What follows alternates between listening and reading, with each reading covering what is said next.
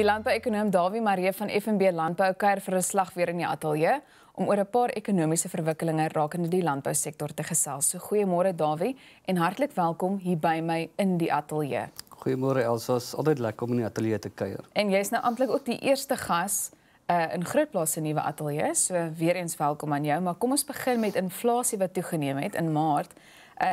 Dit was 3,2% teenoor Februarie se 2,9%.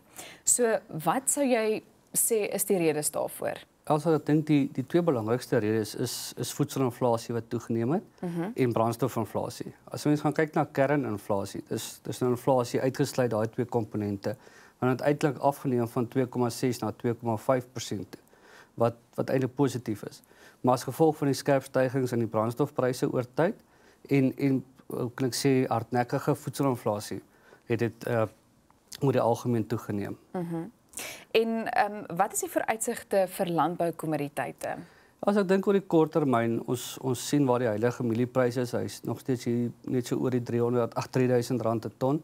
En in die kort termyn dink ons dat hy daar gaan bly. Ons beweeg nou in oestyd in, waar daar tradisioneel bietjie afwaartse druk op die pryse is as gevolg van die aanbod wat toeneem. Maar as mense gaan kyk na internasionale faktore, dan bly die internasionale prys van mielies relatief hoog en dit ondersteun ons plaaslike prys. Daarmee saam die wisselkoers wat relatief wisselvallig is die laaste tyd, hy beweeg hier tussen 14.20 en 14.50. Dit dra natuurlik by daartoe. So ek dink op hierdie stadium praat ons van sywaartse beweging in die mielieprys, wat natuurlik 'n groot komponent vir ons voedselinflasie is. Vleispryse is ook nog relatief hoog, maar beweeg sywaarts. Boere is besig om hulle kuddes te herbou na die droogtes. Goeie produksieomstandighede wat ons verwag vir die winter, met goeie winterweidings. So ons kan ook nie sien dat daar groot druk, afwaartse druk op die vleispryse is vir die afsienbare toekoms nie.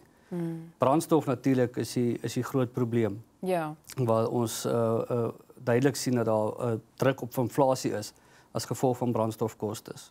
En ons gaan nou by die brandstofkostes uitkom, maar jy het nou verwys na die boer en die produsent, maar wat beteken hierdie inflasie en dis meer vir die verbruiker? Ja, as ek dink vir die verbruiker op straat is dit nooit goeie nuus as voedselinflasie styg nie. Want dit is die grootste komponent van sy uitgawes. In randterme is daar natuurlik ander, maar in persentasie gewys is voedsel 'n groot kostekomponent. En as ons stygings daarin sien, dan kan ons duidelik sien dat besteedbare inkomste van verbruikers is onder druk. Daarmee saam die brandstofkoste wat ons net oor gaan praat, wat 'n nie diskresionêre uitgawe is.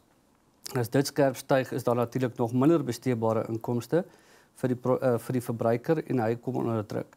Ek dink oor die langer termyn, die verwagting dat die inflasie gaan styg en die verwagting is dat hy in April nog verder gaan spring na so 4,2% toe.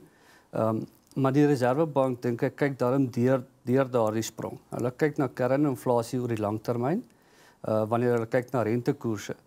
So ons verwag dat rentekoerse waarskynlik eers in die tweede helfte van volgende jaar weer kan begin styg en dan sal dit stelselmatig met 25 basispunte waarskynlik sal styg. Baie gaan natuurlik afhang van die ekonomiese groei. Groeisyfers wat ons binnekort verwag vir die eerste kwartaal. So die Reservebank kyk nie na die huidige syfers van inflasie nie. Baie mense dink so. Hulle kyk na die model en die vooruitskattings daarvoor. En dit op die stadium lyk daarom nog asof ons binne die Reservebank se teikenband, daai 3 tot 6% is. Ja. Ons gaan natuurlik nou 'n bietjie oor die midpunt beweeg in April maand.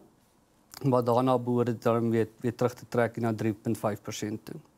Dawie, terwyl ons op die verbruiker fokus, ek meen voëlgriep is nou volop in die nuus. Ons gaan môre ook daarop fokus hier op Grootplaas. En so 'n bietjie uitvind hoe presies dit voorkom kan word en net so 'n bietjie meer agtergrond ook daar kry. Maar moet verbruikers en produsente oor die algemeen bekommerd wees? Ja, ek dink nie daar is op die stadium rede tot kommer nie. Die uitbraak is geïsoleerd. En ek dink die veeartsenydepartemente in samewerking met die industrie en die produsente tree vinnig genoeg op om dit te kan isoleer. Indien dit werklik verder versprei soos in 2017 en ons het die probleem met voorsiening byvoorbeeld van eiers in die Weskaap, dan raak dit rede tot kommer en dan sien ons skerp stygings in pryse. Op die stadium lyk dit nie of ons in daardie rigting beweeg nie en ons hou duim vas dat dit so sal wees. So ek dink op die stadium is daar nie rede tot kommer nie. Alhoewel persepsies dryf baie keer pryse. En dit dryf en op die word persepsies waarhede. So ek dink dit is belangrik vir verbruikers om die regte inligting te kry. Ja. Dit en op 'n program soos môreoggend dink ek gaan hulle daardie inligting kry en dit is belangrik om dit dan in ag te neem. Ja, definitief. Brandstofpryse het skerp gestyg soos wat jy nou genoem het. Petrol met R1 en diesel met 65 sent. Hoekom? As ek dink internasionale pryse het gestyg in vergelyking met 'n jaar gelede. Maart maand verlede jaar het ons die olieprys op $20 'n vat gaan draai. Ons staan nou hier by $63 'n vat. Die wisselkoers het gelukkig versterk in 'n jaarperiode, maar April maand se stygings is natuurlik baie te danke aan die belastingkomponent wat aangekondig is. Daardie 27 sent wat in die begroting aangekondig is wat in April in werking tree. En ek dink daardie faktore het aanleiding gegee tot die skerp stygings in April maand. Wat dink jy kan ons in Mei verwag? As ek na verlede week se syfers kyk, einde verlede week, dan is daar so tikkie goeie nuus. Op die internasionale vlak die internasionale produkpryse is nog negatief, daar's 'n onderverhaling daarop. Maar gelukkig het die rand so presteer dat ons 'n moontlike verlaging kan kry in Mei maand.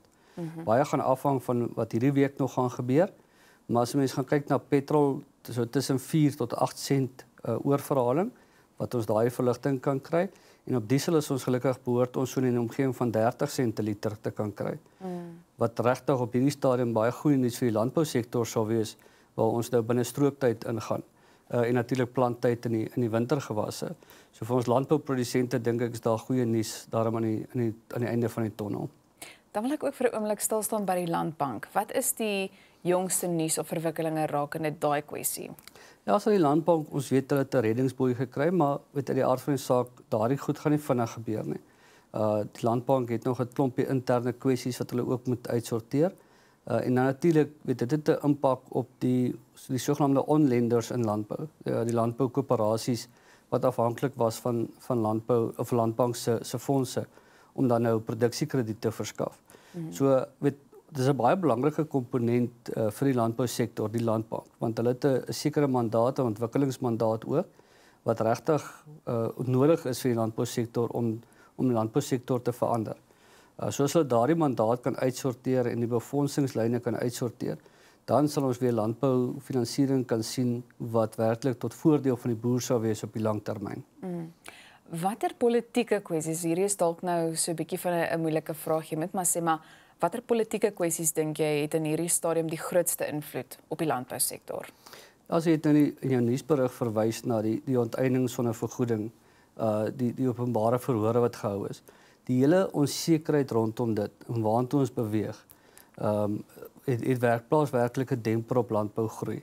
Nie soseer die konsep wetgewing as sulks nie, maar die hele onsekerheid. Onsekerheid is baie sleg vir beleggersvertroue. Ons weet dit in enige ekonomie. En as jy nou na 'n sektor toe gaan waar daar so baie onsekerheid is, soveel te meer laat daar beleggingsvertroue geskaad kan word.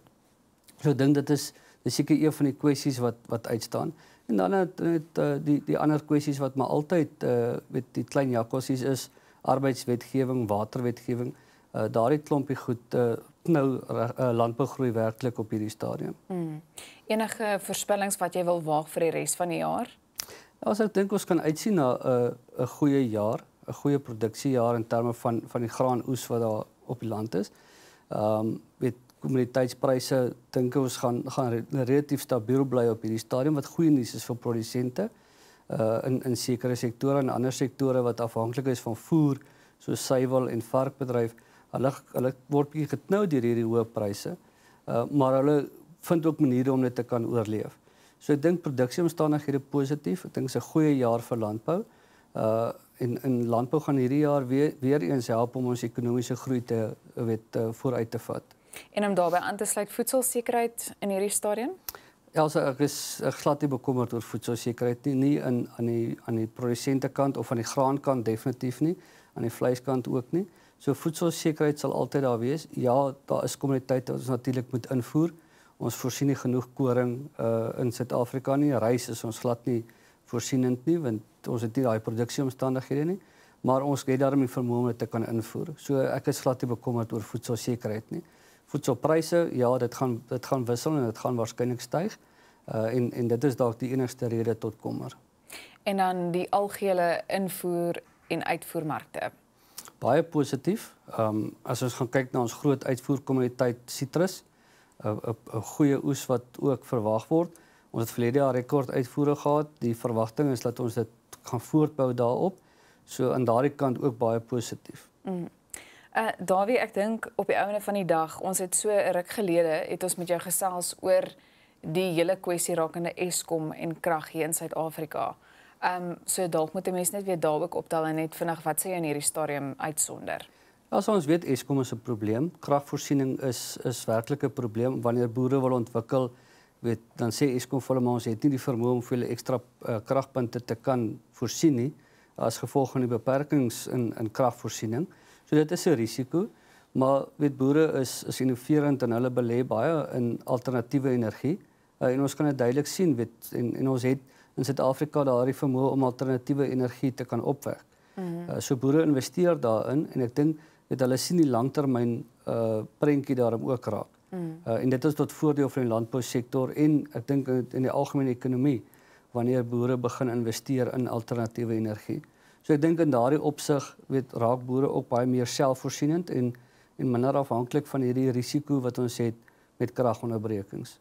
Ons is so 'n bietjie meer as 'n minuut oor, maar is daar enige ander ekonomiese raad wat jy in hierdie stadium met ons boere en produsente sal deel? Also ons kom uit 'n goeie landboujaar uit. Pryse lyk goed, die oes lyk goed. Dit gebeur nie elke jaar wat ons 'n groot mielieoes het met hierdie hoë pryse nie. En ek dink nou is die geleentheid vir boere om slim finansiële besluite te maak. Want daardie finansiële besluite wat jy nou gaan maak, gaan beteken hoe jy gaan oorleef in die toekoms wanneer die moeilike jare weer kom. Want ons weet dit is op pad, landbou beweeg in siklusse. So my raad sal wees, investeer nou in jou produktiewe bates en raak ontslaaf van jou onproduktiewe skuld. Dit is altyd goed om skuld te hê, maar dan moet dit produktiewe skuld wees. Dit moet vir jou iets beteken. So nou is die geleentheid om daai produktiewe skuld of onproduktiewe skuld af te los en te investeer in produktiewe bates. Ons sit met 'n relatiewe ou vloot in terme van trekkers en implemente in Suid-Afrika. So vervangingsbesluite raak nou krities. En met die huidige rentekoers is dit dalk nou die ideale geleentheid om dit te doen. Maar maak seker dat jy oor die lang termyn nog steeds daardie terugbetaalvermoë het om jou skuld te kan delg. En ek dink weer eens met 'n mens ook net beklemtoon dat dit baie belangrik is om kundiges soos julle te raadpleeg. Definitief, Elsa. Ek dink daardie finansiële beplanning moet in samewerking met enige finansierder gedoen word. Daardie kundigheid is beskikbaar in die veld en ons probeer daardie verhouding met die boer hou om seker te maak dat hy oor die lang termyn volhoubaar kan boer. Dawie, ons waardeer jou moeite en tyd. Baie dankie dat jy vanoggend hier by ons kom kuier het. Baie dankie, Elsa. Dit was dan Dawie Maree van FNB Landbou.